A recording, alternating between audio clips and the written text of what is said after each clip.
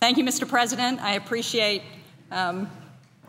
your assistance in moving this forward, and certainly appreciate the Senator from South Dakota and, of course, the Senator from Maryland in helping me move forward with this amendment. And I bring this forward on behalf of my colleague from New Hampshire, Senator Gregg, and myself.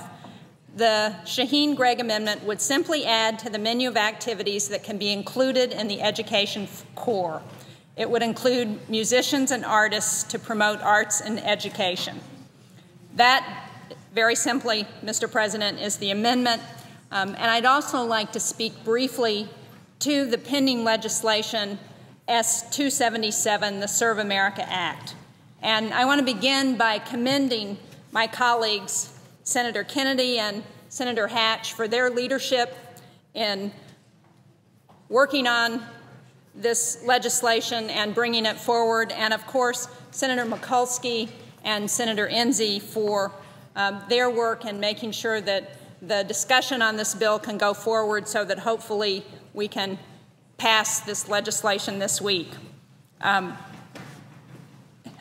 This Serve America Act clearly embodies the spirit of America, a spirit that calls on all of us to give back to our country and to work together to build a nation that can continue to offer endless opportunity to generations to come.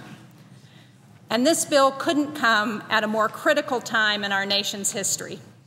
More and more people need help getting by in this tough economic climate, while more and more of even the most generous among us have less and less to contribute to charitable activities. That's what makes this legislation so special. It has nothing to do with status, with background, with privilege or circumstance. Every American is equal in their ability to give of themselves and their time. As Martin Luther King said so eloquently, every American can be great because every American can serve, to paraphrase a little bit. The Serve America Act encourages volunteerism at every stage of life, students, full-time workers, to senior citizens. Now, throughout American history, the compassion of our people has gotten us through the most difficult of times.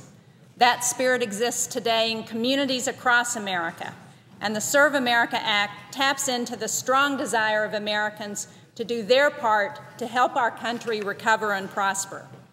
And no deed is too small. While the average American may not be able to save struggling banks from financial crisis, they can help a family to weatherize their home so they can save money on their heating or cooling bills. They can mentor a child so that that child can reach his or her greatest potential, so that they can hopefully go to college and compete in this global economy. The Serve America Act will usher in a new era of service and civic engagement in our country, where we can solve our most difficult social challenges by using entrepreneurial spirit to bring about social change. It will build upon great success stories in volunteerism, such as AmeriCorps, by increasing the number of volunteers involved in volunteer programs nationwide from 75,000 to 250,000. It also creates several new volunteer organizations with missions in specific areas of national need, including a clean energy corps. While Congress works to position America as a leader in clean energy and energy efficiency, this group of volunteers will enhance our efforts by encouraging efficiency and conservation measures in communities and neighborhoods. It's an idea that makes so much sense. And in New Hampshire, I know volunteers stand ready, for example, to make homes more energy efficient or work to preserve our state's many parks, trails, and rivers for future generations to enjoy.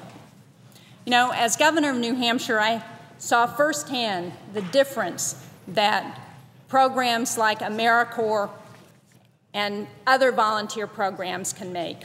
Plus Time New Hampshire is one of those programs. It provides after-school help to vulnerable students who would otherwise go home to empty houses. And New Hampshire's City Year program has been successful in decreasing the high school dropout rate. And I just point out that City Year was started by a New Hampshire native, Alan Casey, who, with some of his friends from Harvard, were able to start a wonderful program that has now expanded across the country. One young volunteer in New Hampshire for City Year, Jennifer Foshee, volunteered at Hampton Academy through the City Year program. During her year of service, she worked with 6th grade boys who were struggling academically and failing most of their classes. Jennifer provided one-on-one academic support, individual mentoring, and encouraged these students to get involved in extracurricular activities. Because of her hard work, the boys' grades improved dramatically, and one of them joined the community service after-school club that Jennifer ran. And he was later quoted in the school paper as saying, quote, "There are kids in our neighborhoods that need help, and it's our job to help them."